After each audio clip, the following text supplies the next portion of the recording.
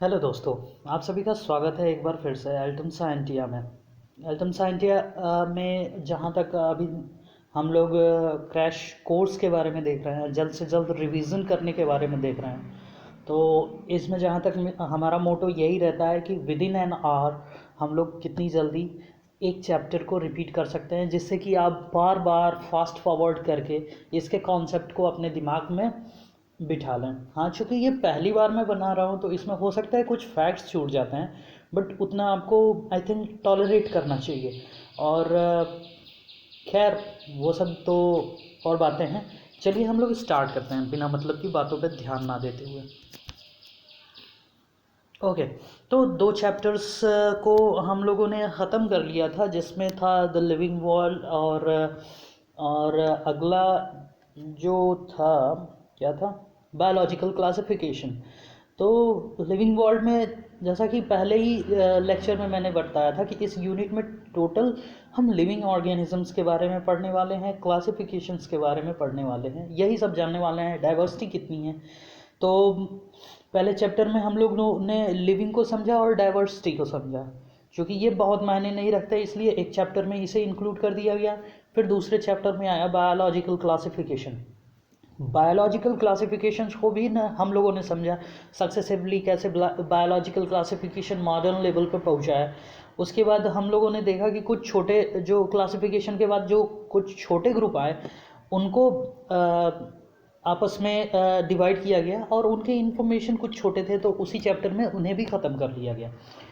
और जो पहले चैप्टर में मैंने बताया था कि majority of the biosphere plant kingdom और एनिमल किंगडम कैरी करता है। प्लांट्स और एनिमल ही कैरी करते हैं, सबसे मोस्ट एडवांस्ड माने गए। और चूँकि ये बहुत ज़्यादा वैरायटी में, बहुत ज़्यादा डाइवर्सिटी में हैं भी, इसलिए ये बायोस्फीयर में बहुत ज़्यादा मेजॉरिटी कैरियर हैं, मेजॉरिटी कैरी करते हैं। तो अब हम 2 चैप्टर्स को क्रॉस करके अब पहुंच गए हैं प्लांट किंगडम में। प्लांट किंगडम में हम लोग पढ़ेंगे कि प्लांट को डिवाइड कैसे किया गया है। ये तो पिछले चैप्टर में हम लोगों ने पढ़ लिया है बायोलॉजिकल क्लासिफिकेशन में। अब यहाँ हम लोग पढ़ने वाले हैं कि क्लासिफिकेशन जो हुआ है उन सबको separately, algae, bryophytes, pteridophytes, gymnosperm and angiosperms. मतलब कि ये सक्सेसिवली एडवांसमेंट के अकॉर्डिंग ही इसे फिक्स किया गया है। प्रिमिटिव टाइप, सबसे प्रिमिटिव ये हो जाएगा प्लांट किंगडम में, और सबसे एडवांस ये हो जाएगा। इसमें भी सबसे एडवांस पढ़ेंगे तो 2 आपको मिलेंगे, डाइकॉट और मोनोकॉट, जिसमें मोनोकॉट सबसे एडवांस है। उसमें भी सबसे एडवांस फ्रूट जो होता है कैरियोप्सिस, जो हम लोग आजकल अपने डेली लाइफ में यूज़ करते हैं, दैट इज़ वीट, जिसका फ्रूट नेम कैरियोप्सिस है, और सबसे कम टाइम में अपना लाइफ साइकिल कंप्लीट करता है, कम से कम एनर्जी में अपने फ्रूट को मैच्योर भी कर लेता है। तो इन सब और जाते जाते हम लोग पढ़ेंगे प्लांट की लाइफ साइकिल और अल्टरेशन ऑफ जनरेशन। ये अल्टरेशन ऑफ जनरेशन जो चीज़ है, ये प्लांट्स में बहुत यूनिक कैरेक्टर है और बहुत ही अच्छी चीज़ है, इसके बारे में भी पढ़ा जाएगा। तो सबसे पहले इसमें तो टोटल इंट्रोडक्शन दिया है कि क्लासिफिकेशन सिस्टम आया, उसके बाद कैसे वीटेकर तक हम लोग पहुँचे, और उसमें प्लांट किंगडम भी एक क्लास है, या फिर जो भी कह लीजिए फाइलम है, किंगडम है, प्लांट किंगडम है। तो उसको हम लोग समझने की कोशिश करेंगे। क्लास से मेरा मतलब था ग्रुप। उसको आप बहुत प्रोफेशनल वे में ना लीजिएगा कि आप गलत बोलते हैं कि किंगडम को ग्रुप कह देना है, लेकिन वहाँ मेरे कहने का मतलब बस यही था कि वो एक अलग क्लासीफाई किया गया है। क्लासिफिकेशन से मैंने क्लास शब्द को उठाया। तो ओके, हम आगे बढ़ते हैं। तो बताया क्या जा रहा है कि एट लास्ट जो फंजाई थे और जो मोनेरा और प्रोटिस्टा के मेंबर जो निकाले गए आर एच विटेकर की 5 किंगडम सिस्टम में, वो सेल वॉल के बेसिस पे निकाले गए और वो प्लांटी से एक्सक्लूड किए गए। ठीक, प्लांटी से एक्सक्लूड करके बाहर रखे गए। चूँकि अब देखिए एनिमल किंगडम में तो सेल वॉल नहीं पाया जाता, इसलिए animal kingdom as it is रहा, लेकिन उनमें भी कुछ निकाले गए हैं, जैसे जो कि प्रोटिस्टा में आए थे और मोनेरा में आए थे।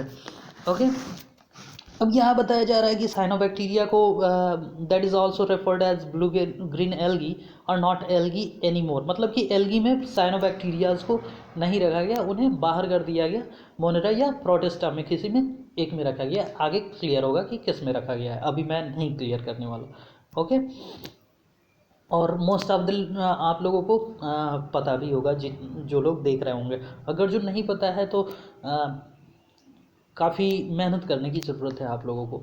ओके, तो आगे बढ़ते हैं। Earliest system of classification used only gross superficial morphological character such as habit, colour, number and shape of the lips. चूँकि क्या कह रहा है, अर्लीस्ट सिस्टम का मतलब क्या है, प्रिमिटिव सिस्टम जो पहले के थे, जो एरिस्टोटल और जो भी थियोफ्रास्टस वगैरह थे, वो लोग जो क्लासिफिकेशन सिस्टम किए थे, चूँकि वहाँ साइंस इतनी एडवांस नहीं थी, तो जितना वो नेकेड आई से देख सकते थे उसी के बेसिस पे उन्होंने किया तो जितना उन लोगों के पास कैपेबिलिटी थी, जितना उन लोगों के पास यूटिलिटी थी, उसका उन्होंने भरपूर इस्तेमाल करके किया, इसीलिए वो लोग महान हैं। एडवांसमेंट के बाद वो नई चीज़ें सामने आती हैं, उसके बेसिस पे नया कैरेक्टर और नया क्लासिफिकेशन तो आना ही आना है। हो सकता है आगे भी ऐसे ही कुछ और एडवांस चीज़ें हैं जिस पे क्लासिफिकेशन हो। ठीक, they were based mainly on vegetative characters और ऑन एंड्रोसियम स्ट्रक्चर की बात कर रहा है, और वो भी इंटरनल स्ट्रक्चर नहीं।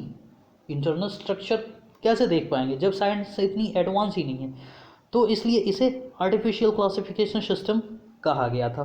ओके, उसके बाद क्या दे रहा है, the artificial system give equal weightage to vegetative and sexual characteristics. अब अगर मैं मेरे पास कंप्यूटर रहता तो मैं अपने द्वारा खींची गई पिक भी आपको दिखा देता कि वेजिटेटिव कैरेक्टर्स को क्यों नहीं लिया जा सकता। आप लोग देख के एकदम श्योर हो जाते कि क्यों हम वेजिटेटिव कैरेक्टर्स को क्लासिफिकेशन के लिए कैरी नहीं कर सकते, या फिर क्यों उसको उतना महत्व नहीं दिया जाना चाहिए जितना कि सेक्सुअल कैरेक्टर्स को। और इसीलिए इसका एक ड्रॉबैक यहाँ था कि इक्वल वेटेज दोनों को दिया गया था। और आप लोग जान रहे हैं कि इसका आंसर क्या है, कि सबसे पहला तो आंसर आपके दिमाग में यही आ रहा होगा कि एनवायरमेंटल चेंजेस के साथ वेजिटेटिव कैरेक्टर्स चेंज हो सकते हैं। सबसे बड़ी दिक्कत यह है। तो वही एनवायरमेंटल चेंज के साथ मैं क्या चेंजेस हुए हैं वो मैं दिखा देता। यहाँ आपको याद आ रहा होगा हेट्रोफिली इन कोरिएंडर लीव्स, तो वो तो ठीक है, चलता है, लेकिन मैं उससे अलग कुछ दिखा पाता। लेकिन सॉरी, काफ़ी बुरा फंसा हूँ मैं, इसलिए मोबाइल का इस्तेमाल करके आपको समझाना पड़ रहा है, नहीं तो बिल्कुल भी ऐसे वीडियो नहीं होता। ओके, आगे बढ़ते हैं। अब जब एडवांसमेंट हो गया, ठीक, एट लास्ट क्या कह रहा है कि मोस्टली अफेक्टेड बाय एनवायरनमेंट, तो देख लिया आपने, बताया ही। Against this natural classification system, अब नेचुरल क्लासिफिकेशन सिस्टम की बात करी जा रही है कि इसमें कंसीडर क्या क्या किया जाता है। इसमें अल्ट्रा स्ट्रक्चर भी कंसीडर किया जाता है। देखिए, मैंने कहा था कि मैं सभी चीज़ें नहीं बताने वाला, मेन चीज़ें जो आपको क्वेश्चन आ सकता है। अल्ट्रा स्ट्रक्चर, एनाटमी, एम्ब्रायोलॉजी, उसके एम्ब्रायो को भी डाइसेक्ट करके देखते हैं। अगर कोई इसमें 10+2+3 लेवल के लिए पढ़ रहा है, या फिर किसी यूनिवर्सिटी या किसी कॉलेज में एडमिशन ले लिया है, तो वहाँ डाइसेक्ट करके दिखाया जाता है एम्ब्रायोलॉजिकल अरेंजमेंट कैसा है, एम्ब्रायोलॉजिकल एक्सेस आपको दिखाना होता है। फाइटोकेमिस्ट्री, यानी मतलब कि उस प्लांट की केमिस्ट्री के बारे में भी जानना बहुत ज़रूरी होता है, बहुत एडवांस होता है। उसके बाद फाइलोजेनेटिक आया। फाइलोजेनेटिक सिस्टम तो आपने पहले ही पढ़ा कि इवोल्यूशनरी रिलेशनशिप इसमें ऐड कर दिया जाता है। ये टोटल तो है ही, इसके साथ प्लस दिस कर दिया जाता है। Okay, evolutionary relationship. अब न्यूमेरिकल टैक्सोनॉमी, देखिए, अब न्यूमेरिकल टैक्सोनॉमी लाने की क्या ज़रूरत पड़ी। जैसा कि आप लोगों ने यहाँ देखा कि इक्वल वेटेज मिल गया दोनों कैरेक्टर्स को, सेक्सुअल और वेजिटेटिव कैरेक्टर्स को इक्वल वेटेज मिल गया, तो ये ड्रॉबैक था, जबकि इसे कम वेटेज मिलना चाहिए, क्योंकि एनवायरनमेंट में चेंजेस के हिसाब से ये चेंज हो जाता है वेजिटेटिव कैरेक्टर्स। तो इसी को आगे ध्यान में रखते हुए न्यूमेरिक टैक्सोनॉमी को लाया गया।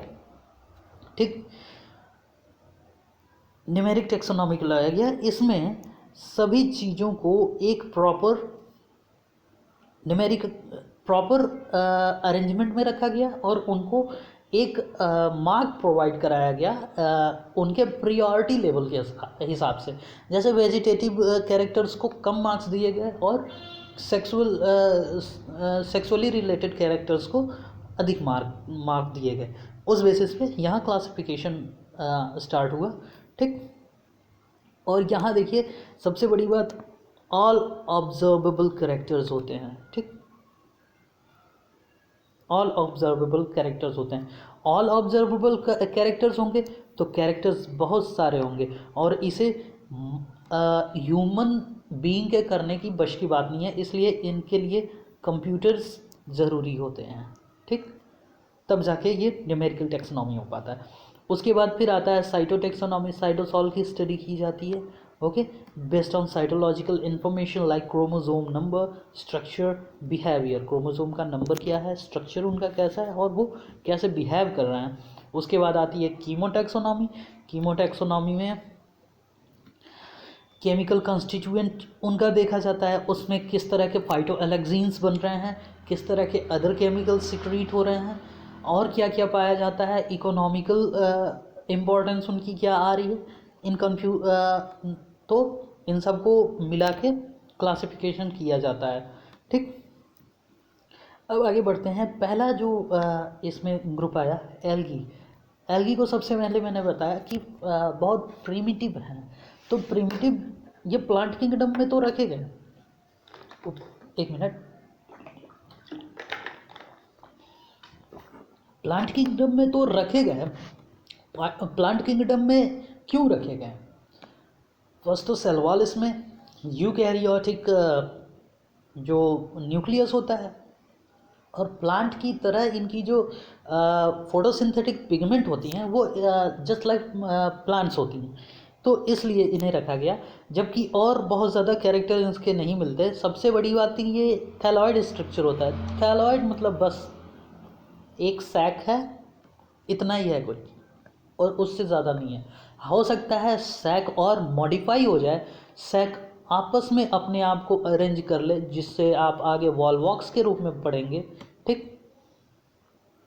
और ये मैं ऐसे ही एक टिपिकल व्यू दे रहा हूँ, आप लोग बहुत वो न समझिएगा। वॉलवॉक्स में मान लीजिए क्लेमाइडोमोनास था, बहुत सारे क्लेमाइडोमोनास आपस में जुड़ गए हैं, तो यही वॉलवॉक्स हो जाता है, इतना ही होता है। हम लोगों ने माइक्रोस्कोप में देखा है, उसकी पिक भी है मेरे पास, मैं दिखाता बशर्ते कहा तो अभी फंसा हुआ हूँ, ओके।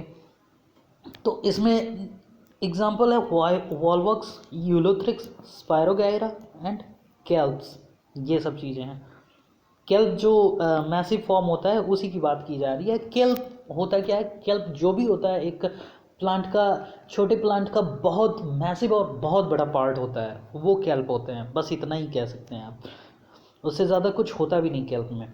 फिर ये वेजिटेटिव रिप्रोडक्शन भी करते हैं, असेक्सुअल और सेक्सुअल मेथड से भी रिप्रोडक्शन, मतलब कि तीनों मेथड होते हैं। वेजिटेटिव तो ऑलमोस्ट में फ्रेगमेंटेशन होता है, तो इसके बारे में तो कभी पूछने वाला नहीं आपसे एग्जामिनर। आगे पूछ सकता है असेक्सुअल रिप्रोडक्शन कई तरह के स्पोर्स से होते हैं, जिसमें जू स्पोर कॉमन होता है। जू स्पोर को देख के अक्सर हम लोग को कन्फ्यूजन हो जाता है कि ये सेक्सुअल स्पोर होगा, बशर्ते ये असेक्सुअल स्पोर होता है। ये फ्लैजिलेटेड भी होते हैं, ठीक। अब देखिए, अब बात करते हैं सेक्सुअल रिप्रोडक्शन की बात की जाती है। देखिए असेक्सुअल रिप्रोडक्शन में क्या है, स्पोर, जिसमें जू स्पोर होते हैं और वो फ्लैजिलेटेड होते हैं। अब बात करते हैं सेक्सुअल रिप्रोडक्शन की। इसमें दो गैमेट तो फ्यूज़ करेंगे तभी तो सेक्सुअल रिप्रोडक्शन है। This gamete can be flagellated can be, मतलब कि नॉन फ्लैजिलेटेड भी हो सकते हैं।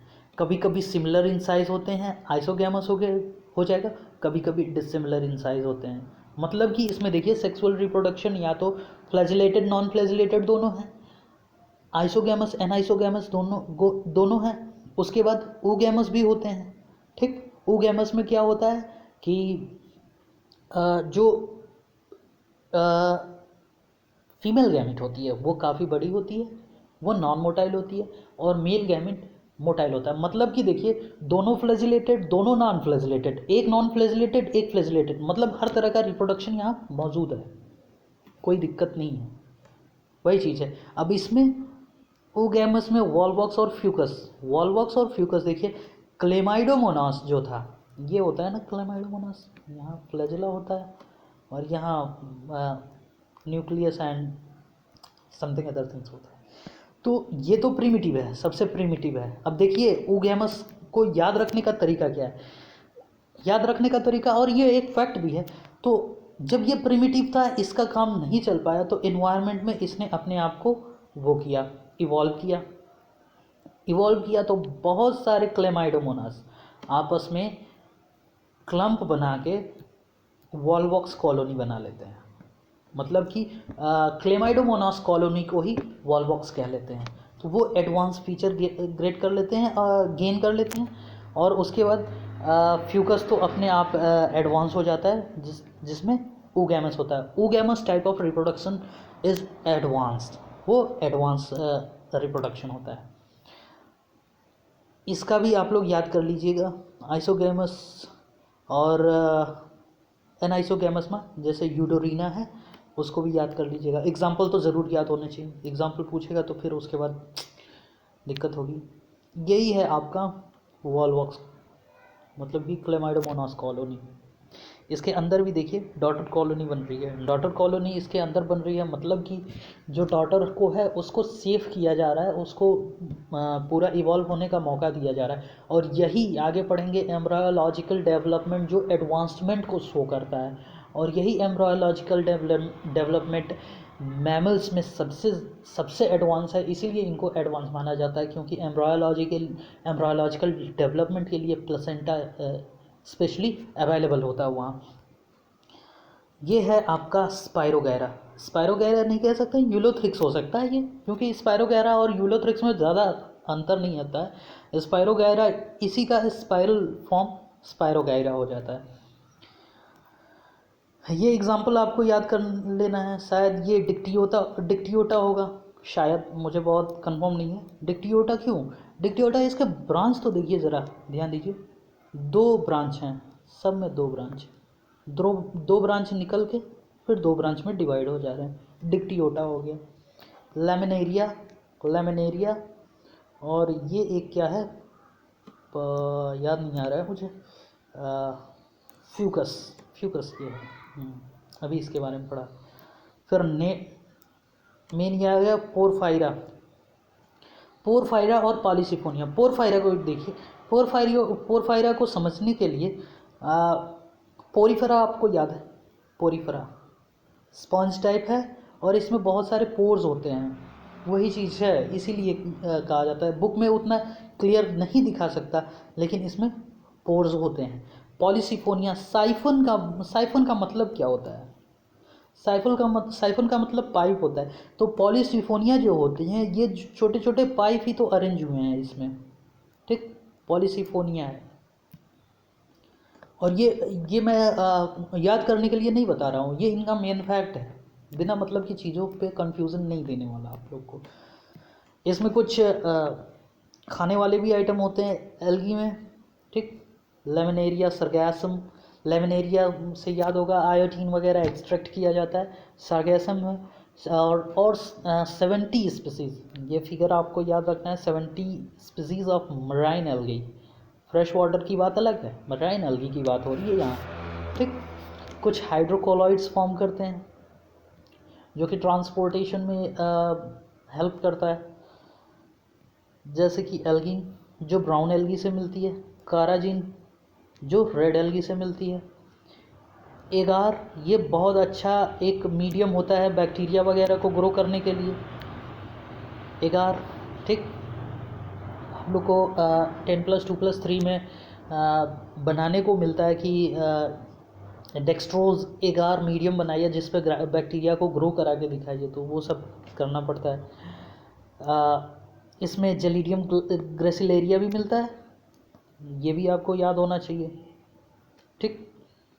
देखिए ग्रो माइक्रो प्रिपरेशन, ठीक, और जेली भी, आइसक्रीम और जेली भी बनाई जाती हैं, इसलिए इसे वो नहीं किया है कि ये मोस्ट ऑफ द लोगों को याद होना चाहिए। यूज़ तो बहुत जल्दी याद हो जाता है, लेकिन ये नाम और जो क्लासिफिकेशन होते हैं वो नहीं याद हो पाता न। आपको पता होगा कि अगर कोई पूछ ले कि जेलिडियम और ग्लेसिलेरी सॉरी ग्रेसिलेरिया का किस में इस्तेमाल होता है, तो आइसक्रीम और जेलीज में आप बता देंगे, एक मीडियम प्रोवाइड करने में आप बता देंगे।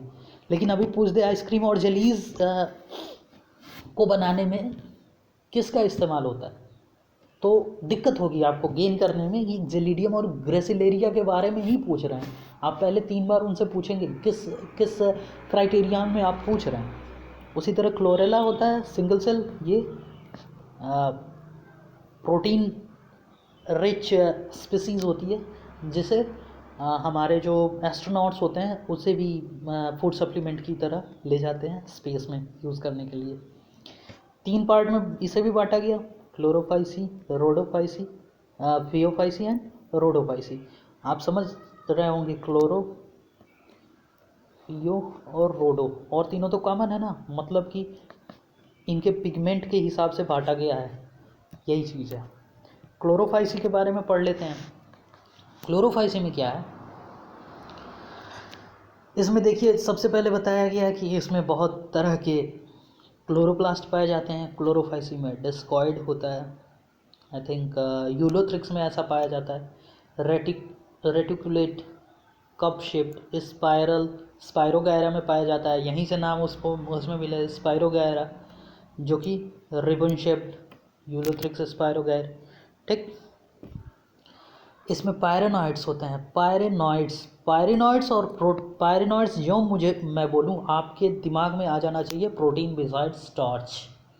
ये चीज़ एज इट इज़ पेपर में पूछा गया था 1-2 साल पहले। अब आगे बढ़ते हैं। An inner layer of cellulose and A outer layer of पैक्टोज, ये कह के क्या बताना चाह रहा, दिमाग में आया कुछ? इनका जो रिजिड सेल वॉल होता है, ठीक, जिसके कारण इसे प्लांट में रखा गया है अभी भी, उसमें अंदर की लेयर सेल्यूलोज की बनी होती है, आउटर पैक्टोज की बनी होती है। ठीक, ये चीज़ आपको याद रखना है। इसमें भी देखिए वेजिटेटिव रिप्रोडक्शन फ्रेगमेंटेशन के थ्रू हो रहा है, ठीक, लेकिन दूसरा भी है कि वेरियस टाइप ऑफ स्पोर्स भी फॉर्म होते हैं इसमें फ्रेगमेंटेशन के लिए भी। ठीक, फ्रेगमेंटेशन के लिए वेरियस फॉर्म ऑफ स्पोर का मतलब स्पोर एक राउंडेड स्ट्रक्चर हो गया, वो टूट के गिरा या फिर डिस्पर्स हुआ, उसने नया थैलस फॉर्म कर दिया।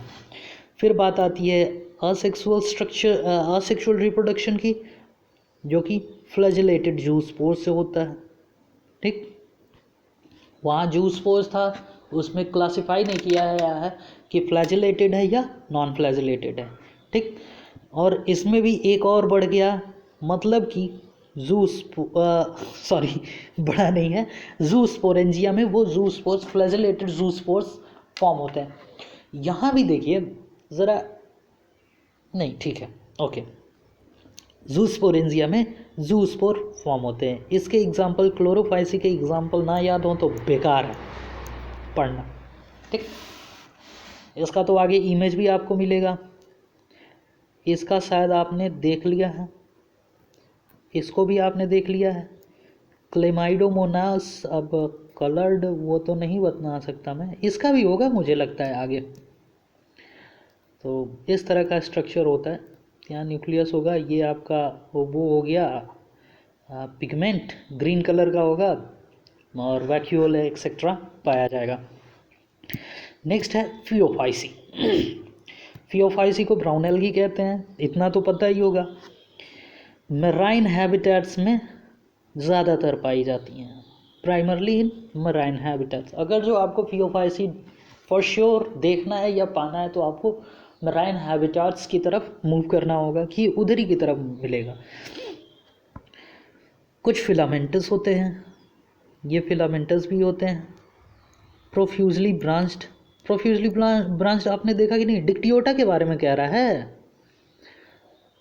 ठीक, फॉर्म, और वही डिक्टियोटा या फिर जो भी चीज़ है प्रोफिजली ब्रांच होकर बहुत बड़ा मैसिव स्ट्रक्चर बना लेते हैं जो कि केल्प कहे जाते हैं। ठीक, क्लोरोफिल ए के साथ सी, कैरोटिनाइड्स और ज़ैंथोफिल, ये याद रखना है। वैसे आगे चार्ट मिलेगा उसमें भी देखा जाएगा। तो आगे बढ़ते हैं। यहाँ ये फ्यूकोजेंथिन जितना प्रेजेंट होगा उतना ही ब्राउन कलर उसमें आएगा, ये बताया जा रहा है यहाँ। ठीक, फ्यूकोजेंथिन। लैमिनेरिन और मैनिटॉल, ये खुद एक बहुत अच्छा सोर्स होता है। मैनिटॉल रिजर्व फूड मटेरियल है। अब देखिए इसका एक फैक्ट बता दे रहा हूँ याद करने में कि लैमिनेरिन और मैनिटॉल एक रिजर्व फूड मटेरियल है। जब भी आप किसी को ग्लूकोज चढ़ता हुआ आपने देखा है तो ड्रिप वगैरह लगता है, तो उसकी बॉटल पे आप देखिएगा कि ग्लूकोज डिस्टिल्ड वाटर होगा और उसमें एक कंपोजिशन और होता है जिसमें मैनिटॉल लिखा गया होता है। मैनिटॉल होता ही होता है। ये बहुत अच्छा सोर्स ऑफ न्यूट्रिशन होता है जो कि ब्लड के थ्रू आपके शरीर में जाता है और बहुत अच्छा एनवायरनमेंट क्रिएट करता है और काफ़ी अच्छा एनर्जी प्रोवाइड करता है सेल्स को। तो जब 1-2 दिन बाद जब किसी को ड्रिप लगती है और कई सारे ड्रिप लग जाते हैं तो वो आदमी ज़रा निखर जाता है और उसके कहते हैं कि सूजन आ गया है, सूजन। तो वो सूजन का तो नहीं, वो कहते हैं लोग कि सही हो जाएगा अपने आप, तो वो इसी मैनिटॉल की वजह से होता है। काफ़ी अच्छा न्यूट्रिशन प्रोवाइड करता है। सेल फुल कैपेबिलिटी में वर्क करने लगते हैं, काफ़ी इफ़िशिएंटली वर्क करते हैं, जिससे कि दवाइयों का असर काफ़ी तेज़ होता है। यही सब बातें बहुत ज़्यादा इस पर, सॉरी मैं भी कभी कभी फ्लो में रह जाता हूँ, ओवरफ्लूअस हो जाता हूँ। इससे एल्गिन मिलता है, वो तो आपने देखा ही पीछे। ठीक, एल्जिन जो है वो ब्राउन एल्गी से मिल रहा है। अब देखिए थायलॉइड स्ट्रक्चर है, इन्हें मर्राइन हैबिटाट में फिलामेंटस फॉर्म में है, तो इसे कोई सबस्ट्रेट को होल्ड करने के लिए चाहिए ना, किसी सबस्ट्रेट में। ऐसे तो है नहीं बहता जा रहा है समुद्र में। हाँ, माना कि धाराएं होती है लेकिन वैसे बहने से तो इसका काम नहीं होने वाला ना। तो एक जगह रुकने के लिए होल्ड फास्ट रखता है। हल्का सा स्टाइप होता है और फ्रॉन्ड होता है बड़ा सा। जो उसके लीव्स हैं उन्हें फ्रॉन्ड ही कहते हैं क्योंकि वो ट्रू लीव्स नहीं है। वेजिटेटिव रिप्रोडक्शन फ्रेगमेंटेशन से होता है, इसमें कोई दिक्कत नहीं है और कोई फॉर्म नहीं है। दूसरे वाले उसमें देखा हम लोगों ने क्लोरोफाइसी में जूस्पोरेंजिया में जूस्पोर बन रहे थे। ठीक, ऐसा ही था। देख लेते हैं एक बार फिर से, याद कर लीजिए। हाँ, जूस्पोरेंजिया में जूस्पोर असेक्सुअल स्पोर्स बन रहे थे, असेक्सुअल रिप्रोडक्शन में स्पोर्स का फॉर्मेशन हो रहा था, सॉरी। तो ये देखा, ये जो अब असेक्सुअल रिप्रोडक्शन के बारे में बाइफ्लैजिलेटेड जूस्पोर्स बनते हैं। ठीक, ये याद करना है।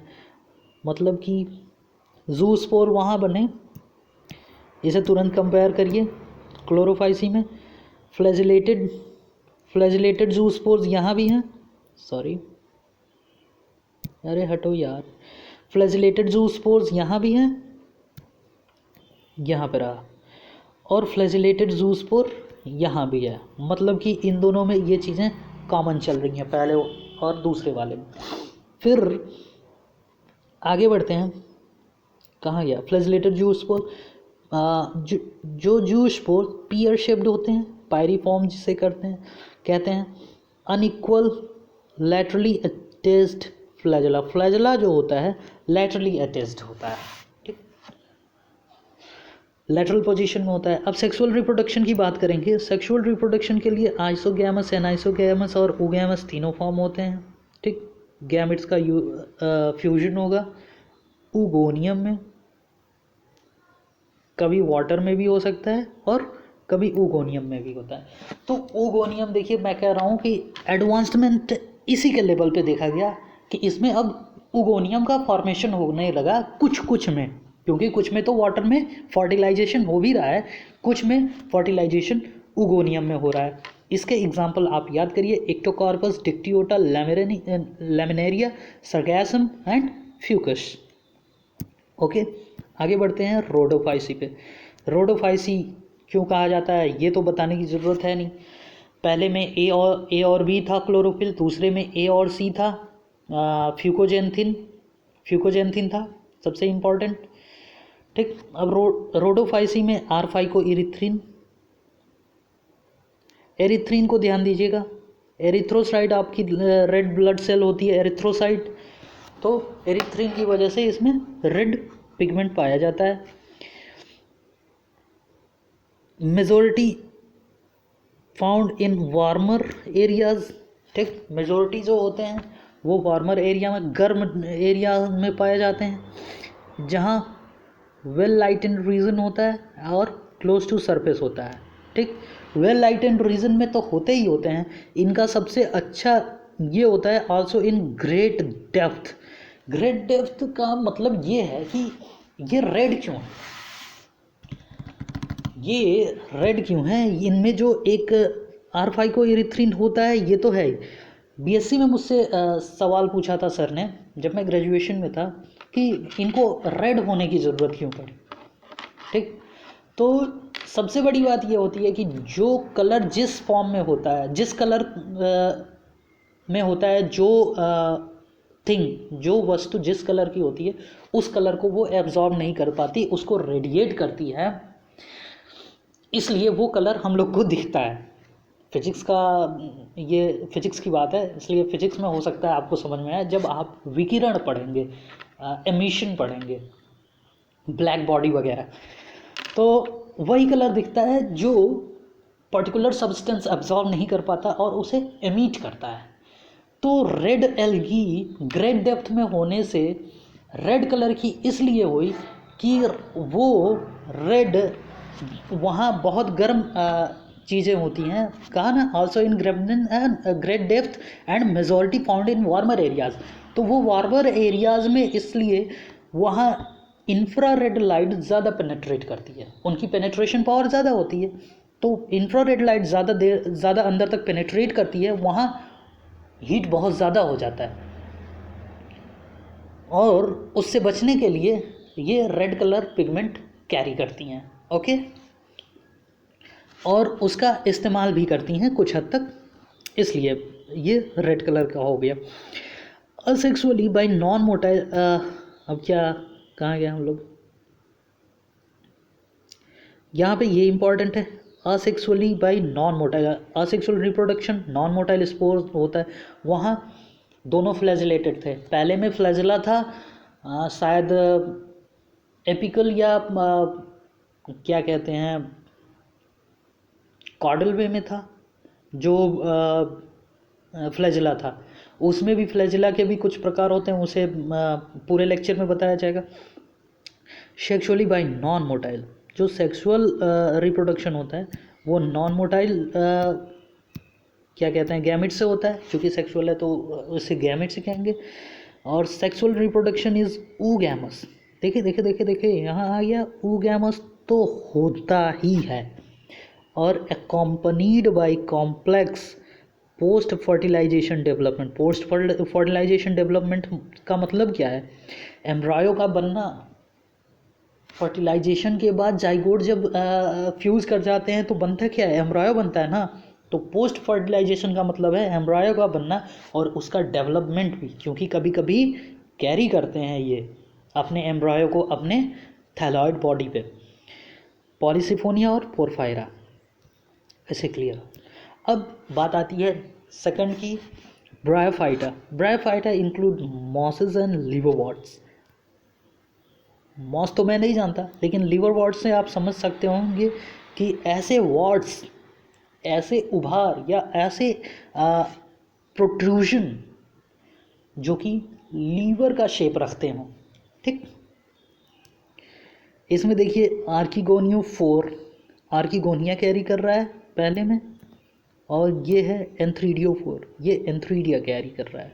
ठीक, एडवांसमेंट जब होती है तो देखिए एडवांस जो ब्रायोफाइट आते हैं वो नीचे तो अपना जो प्लांट बॉडी है वो रखा हुआ है, प्लांट बॉडी तो नहीं कह सकते, ये भी थैलस ही है, और फिर वो एक अपना जो सेक्स ऑर्गन है उसे भी कैरी करता है। एडवांसमेंट देखिए धीरे धीरे हो रहा है। यहाँ अब सेक्स ऑर्गन रिटेन कर रहे हैं पूरे प्लांट बॉडी पे, सब में देखिए, जैसा एल्गी में नहीं था। एल्गी में लास्ट में कहीं कहीं आया कि एम्ब्रॉयो को कैरी करना, ठीक, एंथ्रीडियल ब्रांच, आर्किगोनियल। अब उस प्लांट बॉडी पे वेदर दैट इज थैलॉइड और advance, they all are carrying the sex organ। Okay, तो आगे बढ़ते हैं।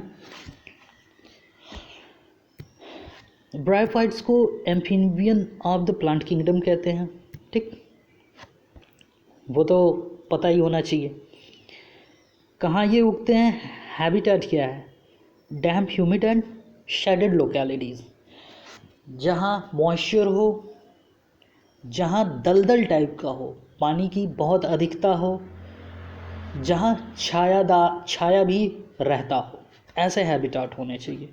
ऐसा हैबिटाट वहाँ कोई याद कर लीजिए आप अपने दिमाग में, और ध्यान दीजिए जो ऊपर लिवर वॉल्ट का या फिर जो भी आर्किगोनिया या फिर जो भी इमेज दिखाया गया है वहाँ पे उगते हुए आप इमेजिन करिए, तो याद होने की संभावना ज़्यादा हो जाएगी। They play important role in succession, ठीक है भाई। जब ये प्रिमिटिव हैं और ऐसे जगहों पे स्टार्ट हो रहे हैं बनना, तो ये बेयर रॉक और सॉइल को पायनियर करने का काम करते हैं, ठीक, सक्सेशन में हेल्प करते हैं। अब देखिए एल्गी वाले तो सारे थैलस थे, लेकिन इसमें थैलस, प्रोस्टेट और इरेक्ट भी हो सकता है। वहाँ थैलॉइड बॉडी थी, लेकिन यहाँ प्रोस्टेट या इरेक्ट थैलस भी आने लगा। सबस्ट्रेटम से तो अटैच्ड होंगे ही, लेकिन यहाँ स्पेशलिटी क्या आ गई, यूनिसेल्युलर या मल्टीसेल्युलर दोनों हो सकते हैं, और राइजॉइड अलग फॉर्म होता है। वहाँ क्या था, होल्ड फास्ट होता था, लेकिन यहाँ राइजाइड रूट लाइक स्ट्रक्चर आने लगा, ठीक, रूट लाइक स्ट्रक्चर है, जबकि ट्रू रूट नहीं कैरी करता, ट्रू स्टेम नहीं कैरी करता, लीफ भी इनके ट्रू नहीं होते, इसलिए अभी कुछ कहा नहीं जा सकता, ठीक। मेन प्लांट बॉडी जो होती है वो हैप्लॉइड होती है, गैमेट प्रोड्यूस करती है। जो हैप्लॉइड प्लांट बॉडी होती है, ऑल्दो जब हैप्लॉइड प्लांट बॉडी हो गई तो वो गैमेट प्रोड्यूस करेगी ही करेगी।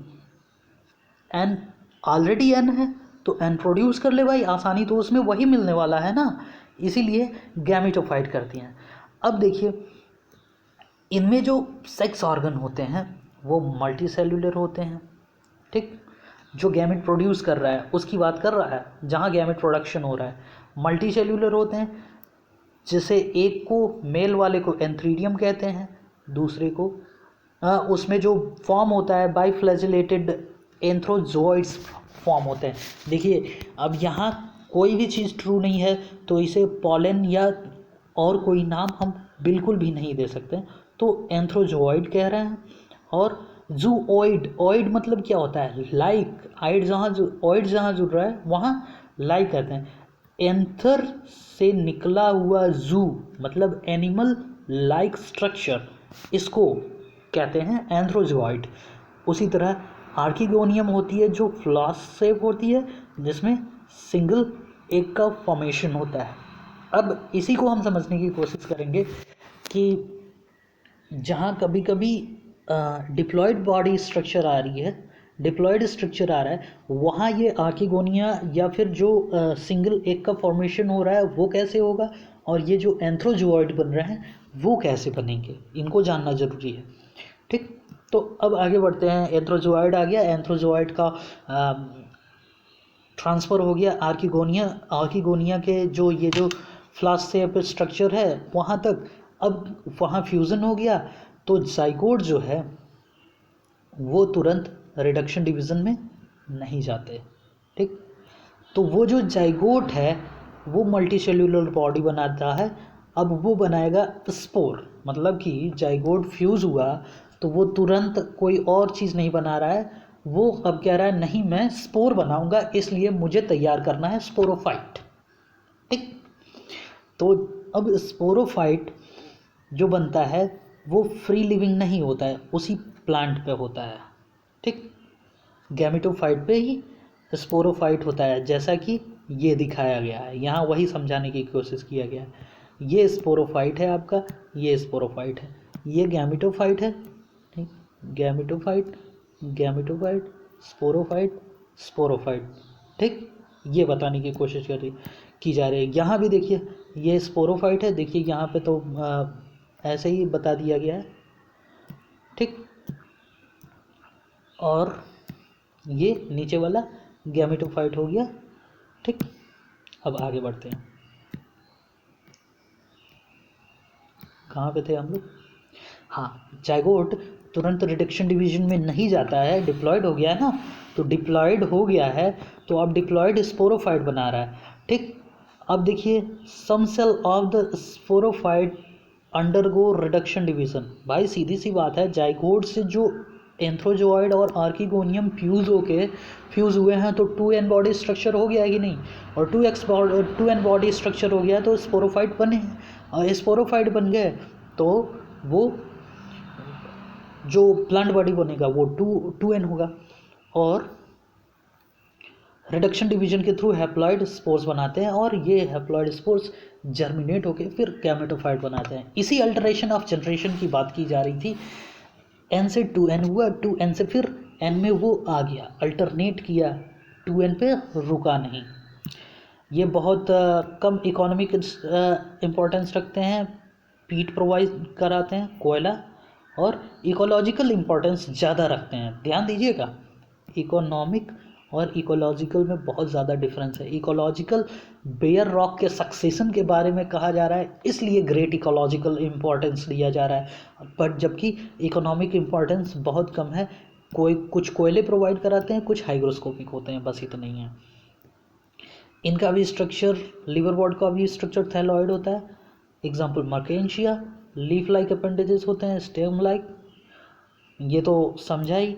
अब बात करते हैं असेक्सुअल रिप्रोडक्शन की, फ्रेगमेंटेशन ऑफ थैलाई, ठीक। अब देखिए यहाँ असेक्सुअल रिप्रोडक्शन ही फ्रेगमेंटेशन, थैलाई के फ्रेगमेंटेशन से हो गया, और by formation of specialised structure gemma, gemmae यहाँ लिखा गया, तो जेमी से या फिर फ्रेगमेंटेशन से। यहाँ फ्रेगमेंटेशन भी एक असेक्सुअल रिप्रोडक्शन का मेथड है, यहाँ बताया गया है, ठीक। जेमी मल्टीसेल्युलर होती है, ग्रीन होती है, ठीक। अब आगे बढ़ते हैं सेक्सुअल रिप्रोडक्शन के बारे में, ठीक। बहुत ज़्यादा टाइम नहीं देंगे। सेक्सुअल रिप्रोडक्शन जो कह रहा है, male and female sex organ are produce either और सेम, मतलब मोनोशियस या डायोशियस, कुछ भी हो सकता है, ठीक। The sporophyte is differentiated into foot seta and capsule, जो दूसरा इमेज पिछले पेज पर दिखाया गया था, foot seta and capsule. After meiosis spore produce within capsule, capsule कहाँ था, कैप्सूल आप ये है कैप्सूल, तो इस कैप्सूल में, अरे बहुत बारीक होता है, जब मैंने इसे याद है, इसका भी डायरेक्ट डिसेक्शन हम लोग करके देखे थे, इस चीज़ को कट करके देखना होता है, तो एकदम धूल जैसी चीज़ निकलती है, ब्राउनिश, एकदम धूल जैसे डस्ट पार्टिकल होते हैं। हम गए, मैम ये लग रहा है बेकार है ये स्पेसिमेन, तो मुझे दूसरा दिखाइए, तो कहीं लाओ देखें। हम देख रहे हैं तो वो स्लाइड पे धूल फैला, कह रहे हैं इतना अच्छा तो निकला है यार, तुम कैसे कह रहे हो बेकार है, यही तो स्पोर्स हैं इसके। तो फिर जब मैं माइक्रोस्कोप में देखा तो दंग रह गया कि क्या स्ट्रक्चर था वो, क्या गजब दिख रहा था, और स्टेनिंग से जब कलर कर दिया तो वो और अच्छा दिखने लगा था। तो मॉस हम लोगों ने नहीं, मॉस अभी नहीं पढ़ा है, तो कैप्सूल में बनता है ये, और एडवांस हो गया कि स्पोरोफाइट एक अलग स्पोरोफाइट बना रहा है, उसके कैप्सूल में फॉर्मेशन हो रहा है, ठीक। और ये स्पोर ही डायरेक्ट जर्मिनेशन कर देते हैं, दे देते हैं। आगे बढ़ते हैं मॉसेस के बारे में। Predominant stage of life cycle of a moss is gametophyte which consist of 2 stage, ठीक। एक तो प्रोटोनीमा होगा और एक मॉस होगा, दूसरा लिफ स्टेज होता है जिसे मॉस ही कहते हैं। Which develops from secondary, leafy stage जो होता है सेकेंडरी प्रोटोनिमा से बनता है, इसका ध्यान रखिएगा, जो कि लेटरल बड के रूप में प्रोट्रूड आउट होती है, ठीक। और प्रोटोनिमा जो होता है वो डायरेक्ट स्पोर से बनता है, ठीक। यहाँ का हो गया। और ये they are attached to soil through multi cellular and branched rhizoid, यहाँ ब्रांचिंग भी होती है राइजॉइड में, ये ध्यान दीजिएगा। और मल्टी सेलुलर तो पहले ही बताया गया है कि मल्टी सेलुलर राइजॉइड्स होते हैं जब पहले ही जो इसका प्रिमिटिव क्या कह रहे थे, प्रिमिटिव मेंबर ही इसका मल्टी सेलुलर राइजॉइड कैरी कर रहा है, तो ये तो बिल्कुल करेगा। एडवांस धीरे धीरे एडवांसमेंट की तरफ बढ़ रहे हैं हम लोग। The sporophyte in mosses is more elaborate, देखो क्या कह रहा है, sporophyte in mosses are more elaborate, बिल्कुल होना ही चाहिए। और लीवर वर्ड से किसकी तुलना कर रहे हो यार, इसके प्रिमिटिव मेंबर की, जो कि पहला मेंबर है, उससे तुलना करोगे तो ये एडवांस तो होगा ही होगा, ठीक। The mosses have elaborate mechanism spore dispersal, इनके स्पोर डिस्पर्सल का भी बहुत अच्छा मैकेनिज्म होता है, एलेबोरेट मैकेनिज्म होता है। इसे 2-1 अगर जो ज़्यादा टाइम नहीं लगेगा तो मैं इसे भी डालने की कोशिश करूँगा अपने ब्रॉड लेक्चर्स जो होते हैं उन्हें। Example Funaria, Polytrichum, sphagnum etcetera. आगे बढ़ते हैं टेरिडोफाइट्स, मतलब कि एल्गी और ब्रायोफाइट्स हम लोगों ने ख़त्म कर लिया है, जो कि हल्के फुल्के प्रिमिटिव मेंबर माने जाते हैं। टेरिडोफाइट्स को एडवांस कह सकते हैं क्योंकि इसके कुछ स्ट्रक्चर में कुछ मेंबर्स में वैस्कुलर बंडल फॉर्मेशन की बात आई, वैस्कुलर बंडल फॉर्मेशन की बात आती है। आती क्या है, वैस्कुलर बंडल का फॉर्मेशन होता है और एक एम्ब्रायो भी बनता है। एम्ब्रायो रिटेंशन की बात होती है कि इसमें एम्ब्रायो भी रिटेन करता है, उसका एक बहुत एडवांस लेवल पे अपना एक बहुत इम्पॉर्टेंस है। इसलिए 1 मिनट मैं ज़रा पानी पी लूँ। ओह चींटियाँ यार।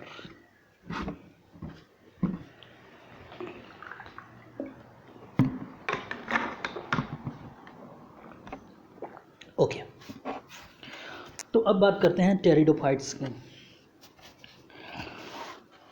लगातार बोलते बोलते गला सूख जाता है। हाँ, तो आगे बढ़ते हैं।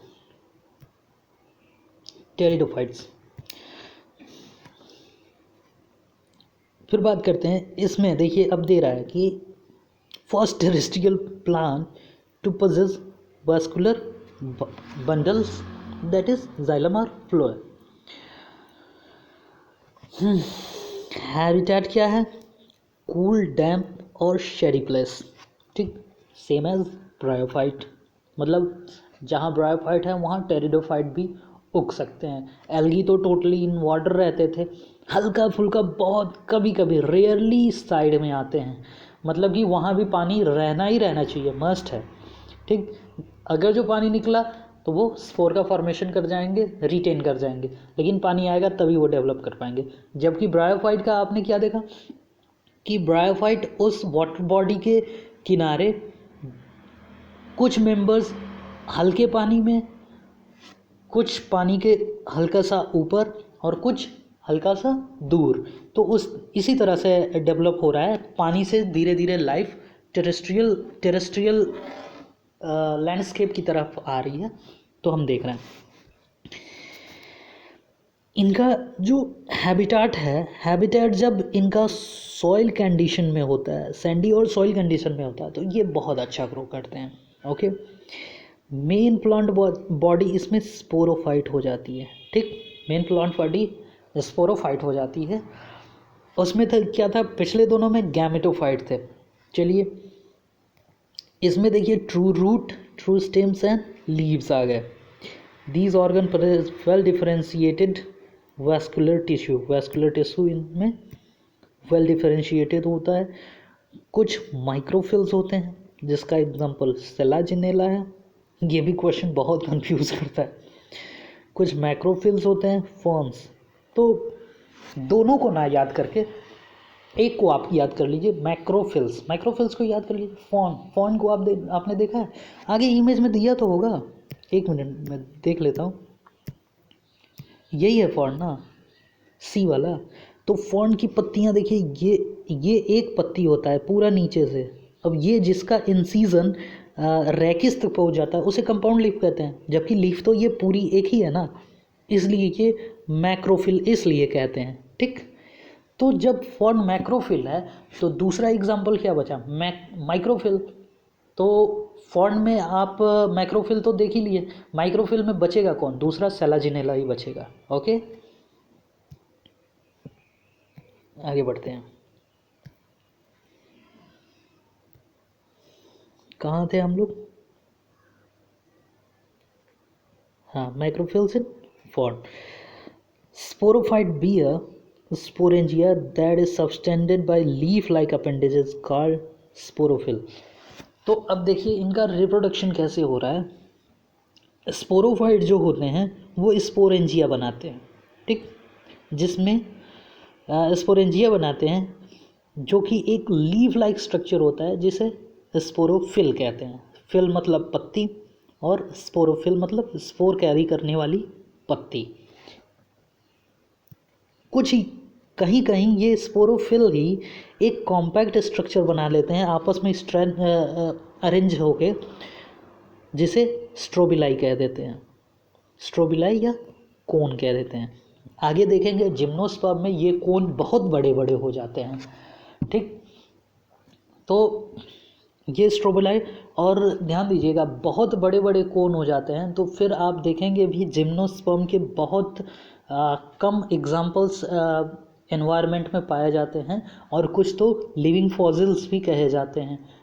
कुछ तो ड्रॉबैक हो गया ना, कोन बहुत बड़ा बन गया तो फिर एनवायरनमेंट में प्लांट्स ने अपने आप को एडप्ट किया, अपने कोन को छोटा किया, अपने गैमेट्स को छोटा किया, क्योंकि बहुत ज़्यादा एनर्जी इनके फॉर्मेशन में ही लग जाती थी, बहुत ज़्यादा कंपटीशन बढ़ जाता था। तो एंजियोस्पर्म में ये अपने गैमेट्स को बहुत छोटा कर देंगे और गैमेट्स को बनाने के लिए एक छोटे से फ्लावर को कोन को फ्लावर में मॉडिफाई कर लेंगे, और वहाँ से वो एकदम एडवांसमेंट के पीक पे चले जाते हैं और आज पूरे बायोस्फीयर पर कब्जा किए हुए हैं, पूरे बायोस्फीयर पे पहुँचे हुए हैं। The sporangia produce the spore by meiosis. ठीक है भाई, जब डिप्लॉयड प्लांट बॉडी है और स्पोर का फॉर्मेशन करना है तो मेयोसिस के थ्रू ही तो करना होगा, और जो स्पोर का फॉर्म जिस सेल से होता है उसे स्पोर मदर सेल कहते हैं। ठीक, the spore germinate to give inconspicuous but multicellular क्या, प्रोथैलस। मतलब कि थैलस कह दिया, थैलस क्यों कह दिया, क्योंकि वो भी बहुत डिस्टिंक्ट नहीं होता है इसीलिए थैलस कह दिया। अब देखिए थैलस जहाँ एक बॉडी था, पूरा लाइफ साइकिल कैरी करता था, टेरिडोफाइट में आके एक छोटे से स्टेज में कन्वर्ट हो गया है, उसमें भी थैलस पूरा नहीं, थैलस का प्रो फॉर्म कहा गया है प्रोथैलस। ठीक, गैमेटोफाइट रिक्वायर कूल डैम्प शेरी प्लेस। ठीक, यही प्रोथैलस गैमेटोफाइट हो गया, इतना रिड्यूस हो गया, थैलस भी पूरा नहीं बन पा रहा है, प्रोथैलस हो रहा है। और कूल डैम्प और शेरी प्लेस का क्या होना चाहिए, ग्रो वहीं करता है गैमेटोफाइट, इसीलिए ये मोस्टली कूल डैम्प और शेडी प्लेस के पास ही ये टेरिडोफाइट कंस्ट्रक्ट रह गए हैं, बहुत आगे तक, बहुत दूर तक नहीं बढ़ पाए। Gametophyte bear male and female sex organ called antheridia and archegonia. ठीक, रेस्पेक्टिवली, जो भी मेल और फीमेल और मेल जो भी कहना हो। ठीक, कुछ होमोस्पोरस होते हैं इसमें, उसमें मेल एंड फीमेल जो गैमेटोफाइट गैमेट बना लिया, फ्यूज़न होगा तो उसमें जो गैमेट हैं या फिर जो भी स्ट्रक्चर उसमें से निकल रहे हैं वो होमोस्पोरस हो सकते हैं, homosporous like Selaginella and Salvinia. ठीक, हेट्रोस्पोरस हो सकते हैं, ठीक, जिसमें एक मेगास्पोर और एक माइक्रोस्पोर होगा, इस तरह से हो सकता है। The female gametophyte in these plant are retain on parent sporophyte. देखिए मतलब कि क्या कह रहा है, फीमेल गैमेटोफाइट, देखिए फीमेल गैमेटोफाइट जो बना है, जो गैमेटोफाइट है, जो गैमेट फीमेल गैमेट बना रहा है, वो स्पोरोफाइट पे ही रिटेन कर रहा है फॉर वेरिएबल पीरियड। ठीक, the development of zygote into young embryo takes place within the female gametophyte. आपने देखा होगा फीमेल गैमेटोफाइट नॉट मोटाइल होती हैं और मेल गैमेटोफाइट को ही फीमेल गैमेटोफाइट के पास पहुंचना होता है। तो एम्ब्रॉयो कहाँ बनेगा, फीमेल गैमेटोफाइट के पास, और वही एम्ब्रॉयो उस फीमेल गैमेटोफाइट में बनता है और वो फीमेल गैमेटोफाइट स्पोरोफाइट पे वेरिएबल पीरियड तक रिटेन करती है। रिटेन करने का मतलब वहाँ रुकी हुई है, कब तक, वेरिएबल पीरियड का मतलब क्या है, कब तक, जब तक एम्ब्रॉयो वेल डेवलप्ड नहीं हो जाता तब तक। और इसी एम्ब्रॉयो, यही एम्ब्रॉयो तो सीड का फॉर्मेशन करेगा। एम्ब्रॉयल एक्सिस ओव्यूल जो होते हैं सीड का फॉर्मेशन करेंगे। इसी को सीड हैबिट बोला गया कि यहीं से रिटेंशन स्टार्ट हुआ है उस एम्ब्रॉयो का और आगे चीज़ें और एडवांस हुई। ठीक, ये बहुत इम्पॉर्टेंट स्टेप इवोल्यूशन में माना गया। ठीक, अब आप याद कर लीजिए 4 class, Psilopsida, Lycopsida, Sphenopsida and Pteropsida. Pteropsida का तो एग्जाम्पल याद करने में आसानी होगी, टेरिस में भी है, टेरिस में भी है, ड्रायोप्टेरिस। इसमें एक आपको याद करना है एडियंटम। ठीक, लाइकोप्सिडा में लाइकोपोडियम याद ही हो जाना चाहिए, सेलाजिनेला। लाइकोपोडियम जो आप बोलते होंगे उसके बाद तुरंत आपके मुंह पे नाम आता होगा सेलाजिनेला। तो लाइकोप्सिडा में लाइकोपोडियम और सेलाजिनेला एक में है, स्पिनोप्सिडा में इक्विसिडम है, और फिर सीलोप्सिडा में देखिए सीलोप में सीलो इसमें भी आ रहा है, सीलोटम। तो इनके एग्जाम्पल याद।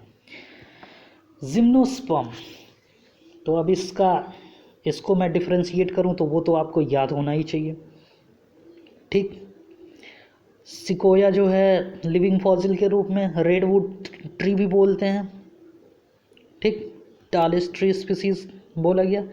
कुछ में ये माइक्रोराइजा क्रिएट करते हैं, इतने माइक्रोराइजा पाइनस में होता है और साइकस में कोरोलॉइड रूट होता है। इसे भी हम लोग ने डाइसेक्ट करके देखा था साइकस के रूट को, तो अब क्या बताऊं। ठीक है, इसमें साइकस में स्टेम अनब्रांच्ड होती है, ऐसा नहीं है, रेयरली ब्रांच्ड भी होती है।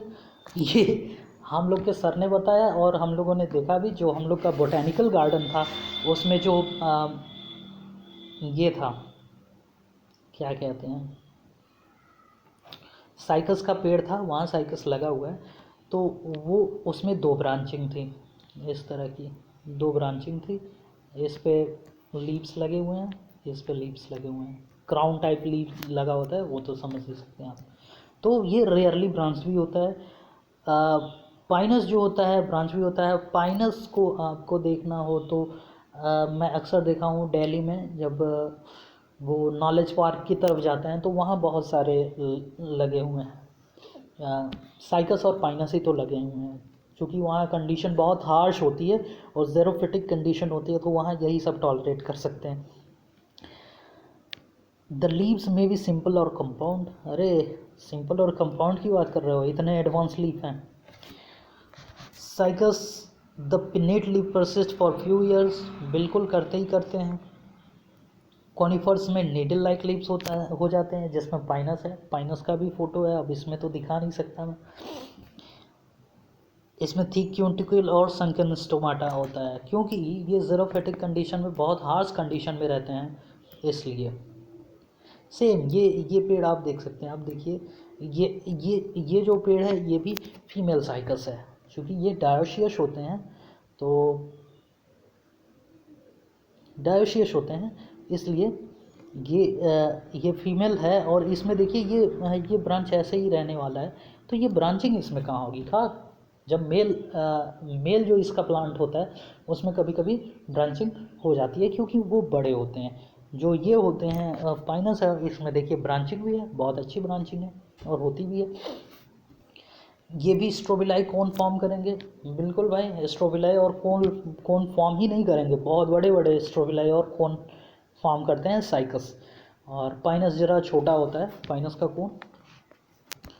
तो strobili bearing microsporophylli, microsporangia are called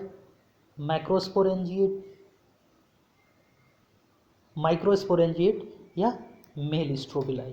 ठीक, कहने का मतलब है अब मेल फीमेल में कन्वर्ट कर दिया गया उस स्ट्रोबिलाई को। अब यहाँ जो गैमेटोफाइट होते हैं पॉलन ग्रेन की तरह रिड्यूस हो गए हैं। ठीक, पॉलन ग्रेन जिन्हें कह दिया गया, मेल गैमेटोफाइट इतने रिड्यूस हो गए। फिर उसी तरह फीमेल स्ट्रोबिलाई के बारे में बताया गया है। पाइनस में सेम ट्री पे होता है मोनोशियस, और साइकस में अलग अलग ट्री पे होता है, इसलिए डायोशियस। मोनोशियस डायोशियस में ज़्यादा कंफ्यूज होते हैं। मैं ज़रा बता दूँ, मोनो मतलब एक, ओशियस मीन्स होम होता है, होम। अब समझ में आ गया होगा मुझे लगता है। मोनोशियस मतलब जिनके पास एक ही घर हो, फैमिली का एक ही घर हो, वो मोनोशियस होगा। तो मोनोशियस में क्या होगा? एक ही पेड़ पे दोनों कौन फॉर्म होंगे। डायोशियस दो होम। दो होम क्या हो गया? दो होम का मतलब क्या है? दोनों कौन अलग अलग प्लांट पे फॉर्म होंगे, बस इतनी सी बात है। अब मुझे लगता है नहीं बोलना चाहिए आप लोग को।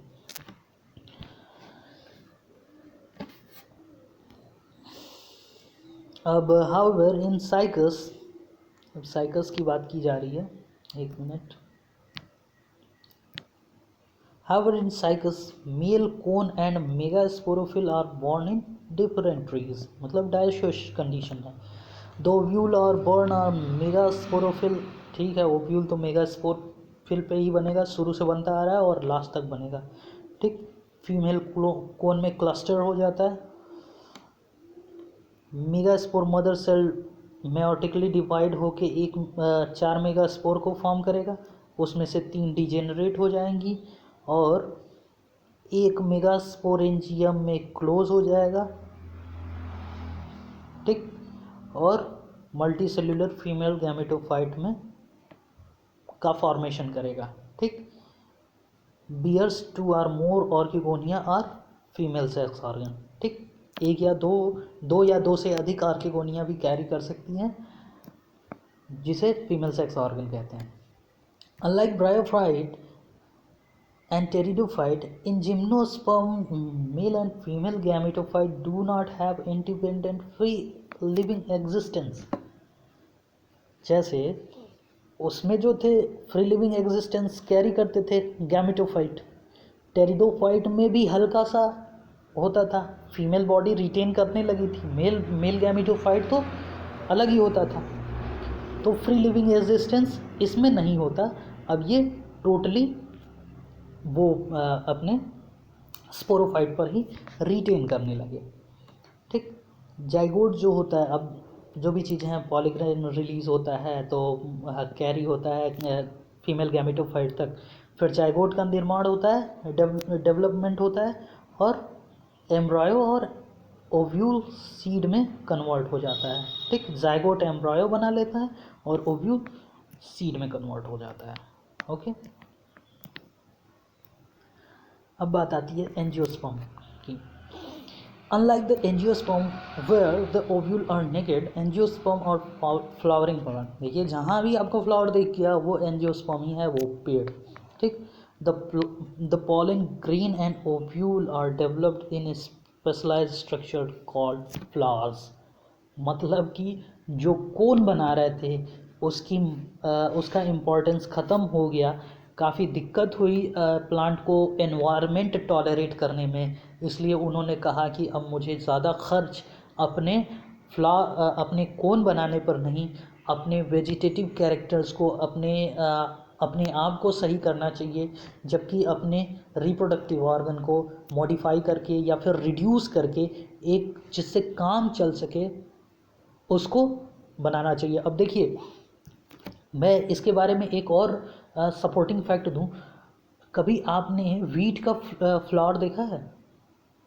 मोनोकॉट के फ्लावर्स, मोनोकॉट के फ्लावर्स बहुत छोटे होते हैं। उसमें भी वीट का तो फ्लावर आपने देखा ही नहीं होगा। हम लोग गांव में हैं तो मैं ऑब्जर्व करता रहता हूँ ये सब चीज़ें। वाइट कलर की फ्लावरिंग होती है वीट पे, और छोटी कितनी, सोचिए कितने छोटे फ्लावर पे होता है, पॉलिनेशन भी होता है।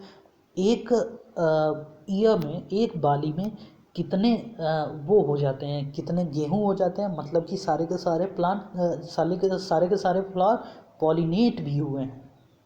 कितना एडवांस टेक्निक हो गया है मोनोकॉट्स का। तो इन सब चीज़ों के बारे में सपोर्टिंग फैक्ट है ये कि फ्लावर क्यों बना, और फ्लावर भी धीरे धीरे रिड्यूस होते गए। अब बात कर लीजिए रेफ्लेशिया की। रेफ्लेशिया भी एंजियोस्पर्म है, लेकिन उसकी फ्लावर सबसे बड़ी होती है, तो उसे उतना एडवांस नहीं कह सकते। इसमें कुछ एग्जांपल, वुल्फिया, यूकेलिप्टस, ठीक। बहुत इकोनॉमिक और इकोलॉजिकल तो नहीं कहते हैं, इकोनॉमिक इम्पोर्टेंस ज़्यादा रखते हैं। फ्यूल फोडर, फूड, मेडिसिन, ये सब देते हैं। दो पार्ट में बात आ गया, डाइकोटिलेडन्स एंड मोनोकोटिलेडन्स। डाइकोटिलेडन्स कैसे कैरेक्टराइज होते हैं? दो कोटिलेडन होने चाहिए सबसे पहले, रेटिकुलेट वेनेशियन, टेट्रामेरस या पेंटामेरस फ्लावर। टेट्रामेरस या पेंटामेरस फ्लावर का मतलब ये है कि जो उसका फ्लावर है उसके होल 5 के मल्टीपल में होने चाहिए, ठीक। ये इन ईच फ्लोरल होल्स, अगर जो एंड्रोशियम की बात करें तो 5 के मल्टीपल में है या 4 के मल्टीपल में है। कोरोला, कैलिक्स जो भी है वो कितने के मल्टीपल में है, टेट्रामेरस है या पेंटामेरस। फिर लास्ट में आता है मोनोकोटिलेडन्स। मोनोकोटिलेडन्स ट्राइमेरस फ्लावर होते हैं। देखिए इसमें भी रिड्यूस हो गया, टेट्रा या पेंटामेरस से ट्राइमेरस पे आ गया है ये चीज़, ट्राइमेरस फ्लावर में कन्वर्ट हो गया है। Within the anther the pollen mother cell divide by meiosis, मतलब चूंकि प्लांट बॉडी डिप्लॉयड है, ठीक, स्पोरोफाइट डिप्लॉयड है, तो अब गैमेटोफाइट बनाने के लिए मेयोसिस तो करना ही पड़ेगा। Microspore which matures into pollen an mature हो गया। Female sex organ in flower are pistil, और जो कि एक सोलन ओवरी कह सकते हैं, उसी को पिस्टिल भी कहा जाता है। Generally each ovule has a megaspore mother cell, generally एक से अधिक भी हो सकता है। Undergo meiosis to form haploid megaspore, 3 of them degenerate, वही जिम्नोस्पर्म वाली कहानी, और एम्ब्रॉयोसैक का फॉर्मेशन कर लिया, ठीक। एम्ब्रॉयोसैक हैज़ 3 सेल्ड एग apparatus। अब ये देखिए यहाँ पे ध्यान देना है, 3 sailed egg apparatus। Egg apparatus 3 sailed होता है, 1 egg cell and 2 synergid and 3 antipodal cells and 2 polar nuclei। कुल मिला के 7 सेल हुए होंगे। 3 2 5, क्या कह रहा हूँ, अच्छा ये न्यूक्लियाई है ना। 3 सेल्ड एग apparatus है, 1 egg cell है, 2 synergid है और 3 antipodal cells हैं, ओके। और 2 उसमें पोलर न्यूक्लियाई होती है। द पोलर न्यूक्लियाई इवेंचुअली, जो पोलर न्यूक्लियाई होती है वो ही डिप्लॉयड सेकेंडरी न्यूक्लियस का फॉर्म करती है और न्यूसिलस बनाती है आगे। अब इसमें पॉलिनेशन को तो आप समझ ही जाना चाहिए, पॉलिनेशन क्या है। 2 male gamete are discharge, 2 male gamete pollen grain discharge करता है। 1 of male gamete fuses with egg cell, एक सेल से फ्यूज़ कर जाता है जो कि जाइगोट बनाता है।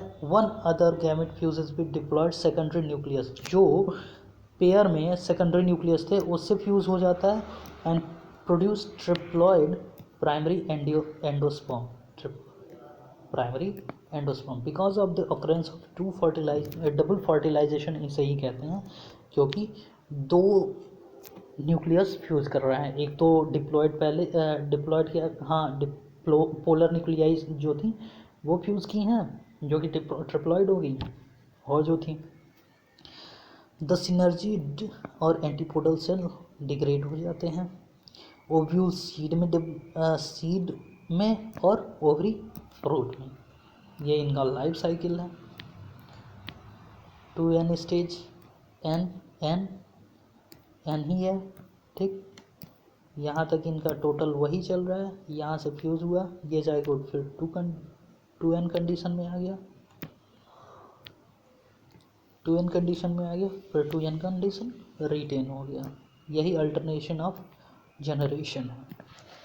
अब लाइफ साइकिल में है, अब इसमें ज़्यादा वो ध्यान है। Sporophytic generation is represented only by the one cell zygote, ठीक। स्पोरोफाइट जो होता है वो केवल जाइगोट में डेवलप करता है। उसके बाद मेयोसिस के बाद जाइगोट भी स्पोर वो एन हैप्लॉइड गैमेटोफाइट ले आ देता है जनरेशन, और उसे हैप्लॉन्टिक लाइफ साइकिल कहते हैं। मतलब कि जहाँ haploid body majority of time carry करती है अल्टरेशन ऑफ जनरेशन में। फिर डिप्लॉयड स्पोरोफाइट डोमिनेंट होता है। Gametophytic phyte is few celled haploid gametophyte, ठीक। तो वो डिप्लॉन्टिक हो गया, ठीक। Bryophyte and pteridophyte interestingly exhibit an intermediate condition haplodiplontic, ठीक, जिसमें a dominant independent photosynthetic thalloid erect phase कूटसीटा यार कैप्सूल जो आपने देखा था। दूसरे में एंथोसेरोस वगैरह होते हैं। एंथोसेरोप्सिडा एक उसमें फैमिली आती है, क्लास आता है, उसमें वो पाया जाता है।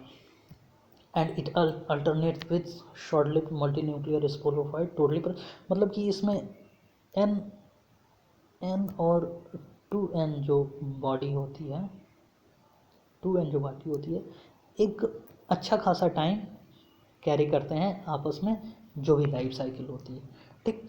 The diploid sporophyte is represented by a dominant independent photosynthetic vascular plant body. मतलब कि ये आ गया अब आपने उसमें। और चूंकि इसमें गैमेटोफाइट का रिटेंशन भी होता है एम्ब्रायोलॉजिकल डेवलपमेंट में, इसलिए वो एन प्लांट बॉडी भी काफ़ी अच्छा टाइम कैरी करती है अल्टरेशन ऑफ जनरेशन में, पूरी प्लांट लाइफ साइकिल में। तो alternate with multi cellular sporophyte autotrophic independent but short lived haploid gametophyte, such pattern is known as haplodiplontic life cycle. All pteridophyte exhibit, मतलब ये pteridophyte तो पूरे हैं। ब्रायोफाइट में जो प्रिमिटिव होंगे लाइक लिवर वॉर्ट्स जो थे वो नहीं कैरी करते होंगे, ठीक। अब कुछ एडवांस एल्गी भी ये कैरी करते हैं।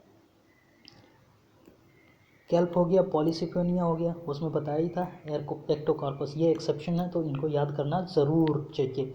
Ectocarpus, Psilopsida, Polysiphonia, kelps, haplodiplontic life cycle. Fucus and alga is diplontic, ठीक। फ्यूकस बहुत एडवांस है उसमें, फ्यूकस, और उसमें भी रेड एल्गी में चाहेंगे तो और मिलेंगे आपको, लेकिन उसे मुझे भी अभी याद नहीं आ रहा है, नहीं तो नाम बता देता।